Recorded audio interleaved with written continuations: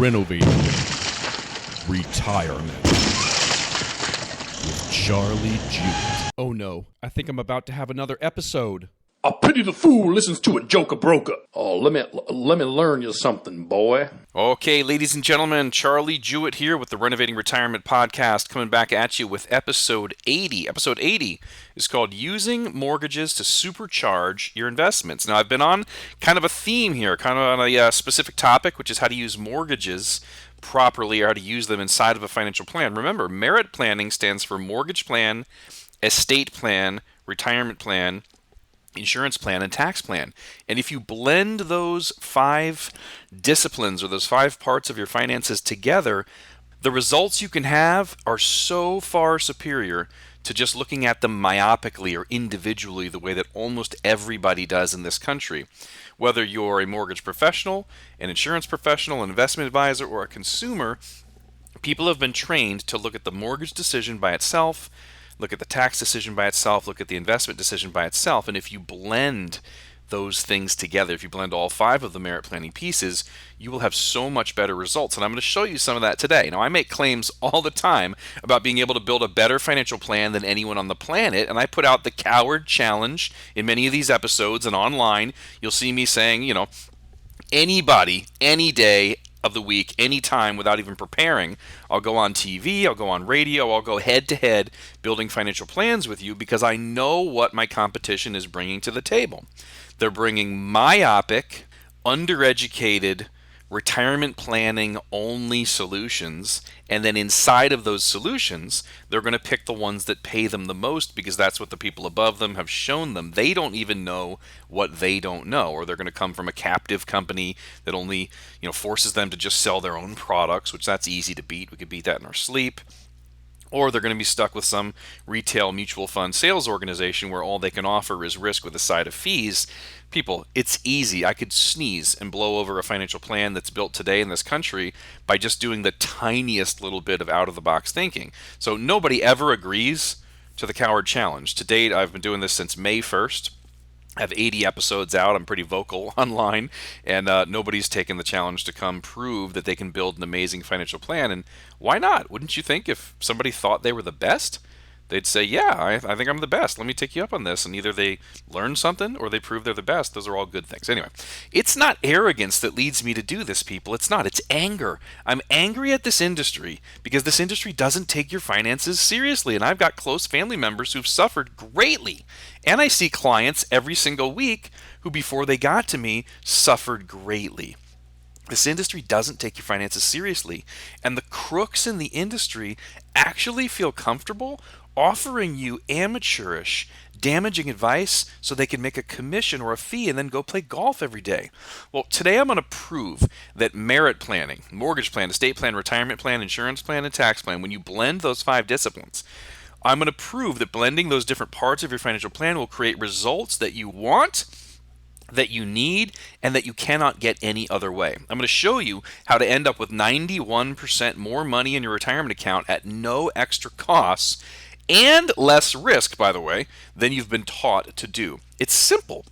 You're probably getting advice from an investment advisor, a mutual fund salesman, or an insurance-only agent who's not taken the time to study mortgage planning or tax planning, even though those are essential for offering good advice. Today's teaching is just a very simple way of blending your investment plan, your mortgage plan, and your tax plan to create 91% more money in your pocket at the end, at retirement, when you need the money to spend it, to live on. And there's no extra cost. Costs exactly the same as the alternative, and my way has less risk than the other jokers are going to tell you to do. So let's cover some basics. Basics here for today's lesson are lump sum investing up front creates more growth than slow funding monthly or annually. I'll show you what I mean in a minute with some numbers, but if you were going to save $100,000 over 10 years, you're better off if you have the $100,000 up front, sticking it somewhere making 6% for the next 10 years versus doing $10,000 a year for 10 years, which would be the same $100,000 contribution. It's very basic, but people miss this all the time, and I'm going to show you a little twist on this that'll change your life. You want to put lump sum funding. You want all the money up front as often as you possibly can. You get much, much better results, 20 to 40% better results. Also, tax deductions up front are great. If you want to put away, $6,000 a year into an IRA and get a deduction, that's wonderful. You want to put $17,000 a year into a 401k and get a deduction, that's all good. I like the deduction. The problem is, if you get that tax deduction up front, usually in most strategies, that means you're going to have to pay taxes later when that $6,000 and $17,000 has turned into $600,000 or $1.7 million. So when it's a giant chunk of money you have to take out during retirement for income, that's when it's going to be taxed, and we don't know what tax rates are going to be, and they seem like they need to creep up according to David Walker, David McKnight, Douglas Andrew, Patrick Kelly, all these authors, Len Rainier. It seems that taxes are going to go up. So if you can get tax deductions on the front end, so if you can make contributions and deduct it off your taxes and not have to pay taxes on the account later when you take the money out, now we're talking, baby. Now we're cooking with gas. Awesome sauce. So I'm going to show you how to do that. You cannot get this from investment strategies alone. You must understand mortgage planning, tax planning, and investment planning and blend them together to create your own awesome investment plan, so you have tax deductions on the front and tax deductions on, or tax-free income on the back. Now, also, the mortgage is the most powerful tool in financial services, and almost zero financial advisors know how to use it as part of your investment and retirement plan. I'm not the only person. I've taken it to the nth degree. When I learned this from Douglas Andrew, the very basics I learned from him 11 years ago, I've taken this to the nth degree because I fell in love with it. I think it's amazing, and I wanted to master it. But most people have no idea how to use a mortgage inside of a financial plan, so you're going to love what you learned today. Now, let's look at some math and see what I mean by this lump sum upfront funding. Okay, so if you put $100,000 into any growth tool, annuity, life insurance, stock market, whatever it is, any growth tool that's compounding at 6%, and you give it 10 years, it'll turn into $179,000. Now, if you slow fund, if you save the same $100,000, but you do it slowly, you do $10,000 per year for 10 years, it only turns into $132,000. Now, I know you may not have the money up front, so you're like, well, Charlie, that's not really fair if I have $10,000. That's not what I'm talking about. We're going to be looking at strategies where you're allowed to use either a lump sum or save slowly. Now, let's just real quick do the math. I pulled up a calculator. 179,000 minus 132,000 divided by the 132,000. So we're talking 35, almost 36% more money if you can put the money in up front versus saving slowly. You put $100,000 up front, wait 10 years, turns into $179,000. If you do $10,000 a year slowly, it only turns into $132,000. 36% more money. 36 people. 36% more lifestyle, 36% better restaurants, 36% more cruises, 36% more money to give to your grandkids for college funding by just having the money up front. Now, before we talk about where to get the money up front, think of all of the ways that people are saving.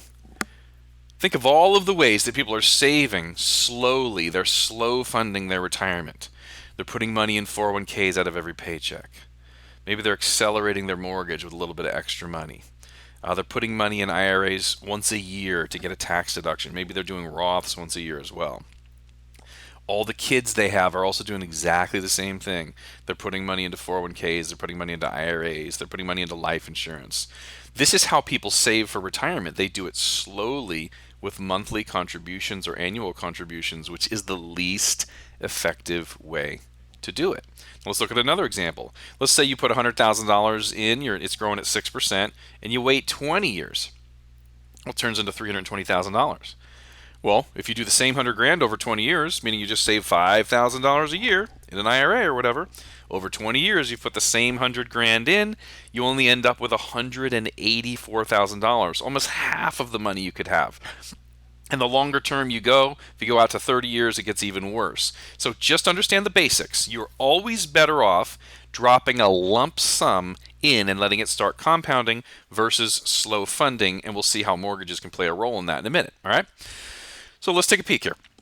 If you're borrowing money on a home, or let's say you're never putting money in the home in the first place. Let me start there. Let me start with an example where someone's going to be making a down payment. They're going to purchase a $500,000 house, and they've got $200,000 in investments or in the bank or from the sale of a previous home. It doesn't matter where it's coming from. They're buying a house for $500,000. They have $200,000 to work with.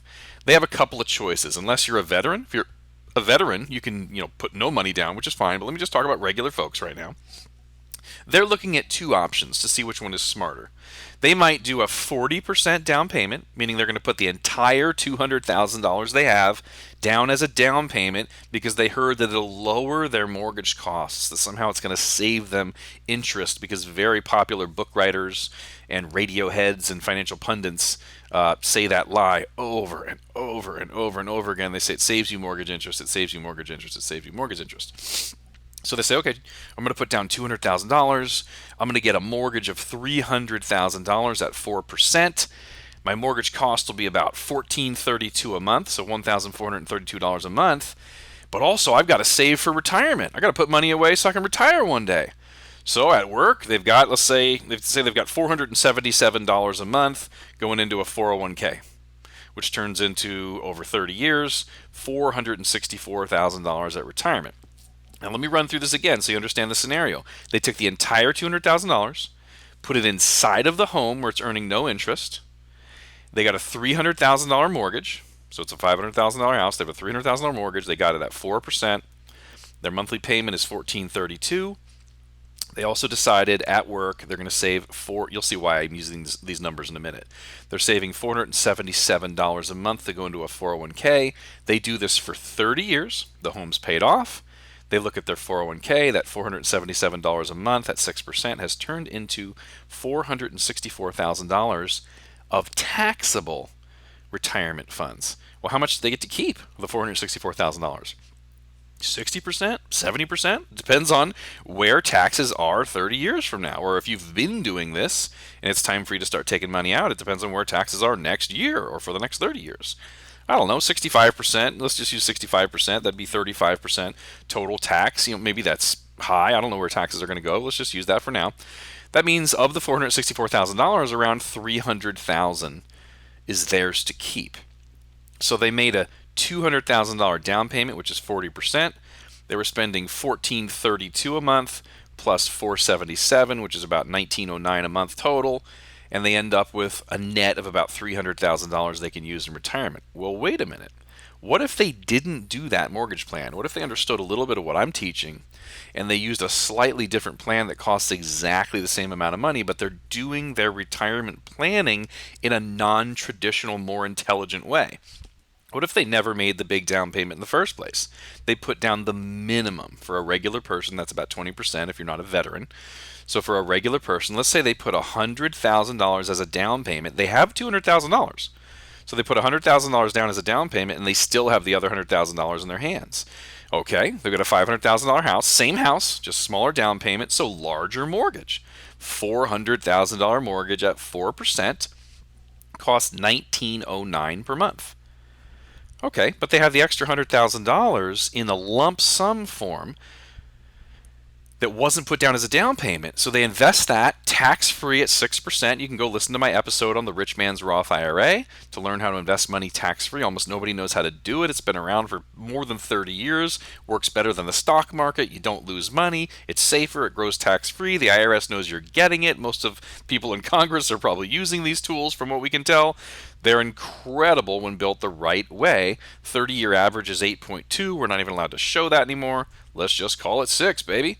So they put the $100,000 down into an investment. So not as a down payment, but they put it into an investment. And it grows at 6% over the same 30-year period. They own the home free and clear. Their investment has grown to $574,000. So instead of the $464, it grew to $574. People, but their costs are exactly the same thing. Scenario number one, they had a smaller mortgage at $1,432 a month. Then they were saving for retirement inside of a tax-deductible 401k. That totaled $1,909 a month of tax-deductible payments, some to the mortgage, some to retirement. But the way they did that retirement only netted them $300,000 after taxes of money they could live on in retirement. What if we did the smaller down payment and lump sum funded an insurance contract built for cash accumulation, tax-free, so it's a monster Roth IRA basically. What if they did that and the full $19.09 a month was tax-deductible mortgage? They have a higher mortgage. They didn't use the 401k. They used another tool. Turns into $574,000 total in their account, and they get to keep it all. No taxes due on any of it, people. How much more is $574,000 than $300,000 for exactly the same costs of $1,909 a month? At the end of 30 years, you own your home free and clear in both situations. But in one of them, you have $574,000 tax-free. The other one, you have $300,000 after taxes. 91% more money, people. Listen, the money coming out of your pocket is money coming out of your pocket. Instead of funding 401ks or instead of funding IRAs, you should probably have a higher mortgage and have the money sitting somewhere as a lump sum where it's compounding for you. You've got to do your retirement planning the way that works the best, people. So what are the different ways that you could use something like this? Let's just pretend there's equity sitting inside of your house, or you sold a house and you're trying to buy your next house, deciding how much of a down payment you're going to make, or for some reason you're on a 10 or 15 year mortgage instead of a 30-year mortgage, which those mortgages just hurt you, by the way. You're just accelerating everything bad about mortgages. Go listen to the last 5 or 6 episodes to learn that home equity fails the liquidity test, the safety test, the rate of return test, and the tax treatment test. Home equity fails every test of a wise investment. It's a crappy investment. There's something better to do than jam a bunch of money inside of a house. I don't care if you're a B planning family, which means you don't need any of the money in your life for income. You're just trying to leave as much money behind for loved ones, and that's fine. That's legit financial planning. There is still a better way to do that than jam a bunch of money inside of a home and hope that the value is there when you pass away. So what are the other ways you can do this if you have home equity or you're making decisions on how much of a down payment to make? Think of all the possibilities here. You could take out a lump sum to fund your retirement and therefore not have to pay into 401ks and IRAs, but instead you're paying a higher tax-deductible mortgage. But you've lump sum funded your retirement. Awesome sauce. You get 91% more money, or 30, 40, 50% more money. What else could you do? You could have your kids do the same thing. Do you have kids who are working their butts off and putting money in 401ks and IRAs where they're throwing a bunch of money into the future, using stocks, bonds, and mutual funds inside of their 401k and IRA, crossing their fingers that at future, when they want to retire, they've got a mystery balance. They have no idea what the account's going to be worth, taxed at a mystery tax rate.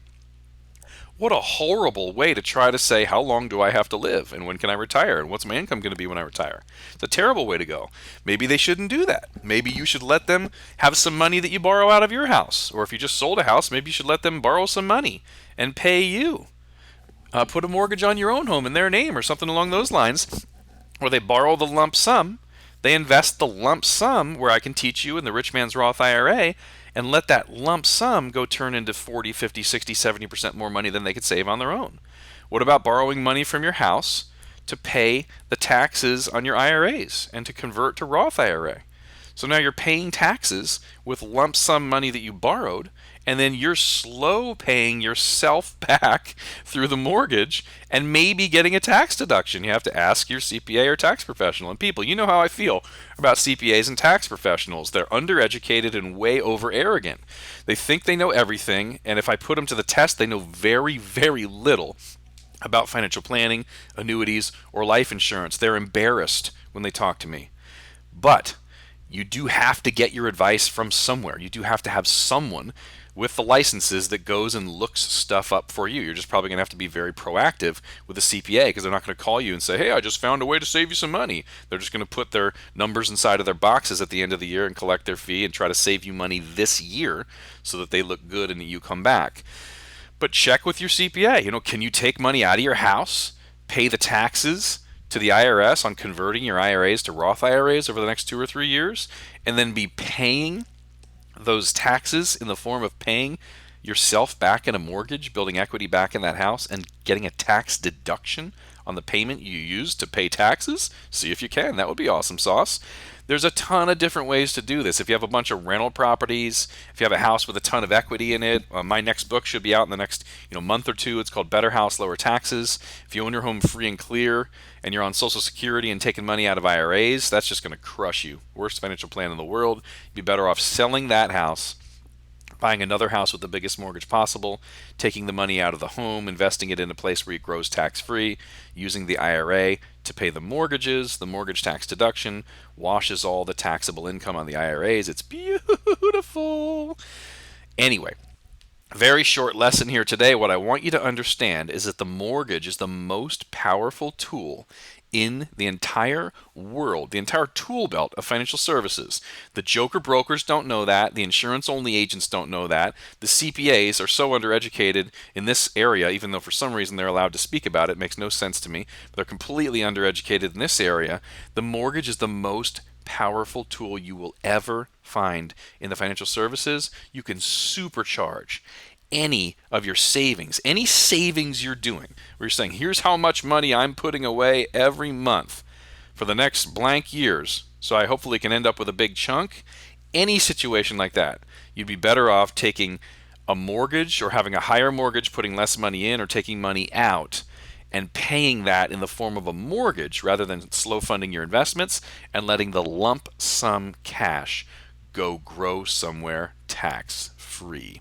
You want help with this? Just get in touch with me. Come on Facebook, Jewett Wealth Management, or Renovating Retirement. Jewett is always spelled Jewett. You can go to JewettWealth.com, JewettWealth.com, and check out all the stuff there. You can email me at charlie@JewettWealth.com and ask me questions. Where else could you go? Listen to Charlie.com, watch Charlie.com, learn from Charlie.com. What else do we got out there? I think meetwithcharlie.com might be live already. Who knows? Anyway, a little something for you to think about today. How to use mortgages to supercharge your investments. And I think you people are the bestesses. Renovating Retirement with Charlie Jewett. But that's all, folks.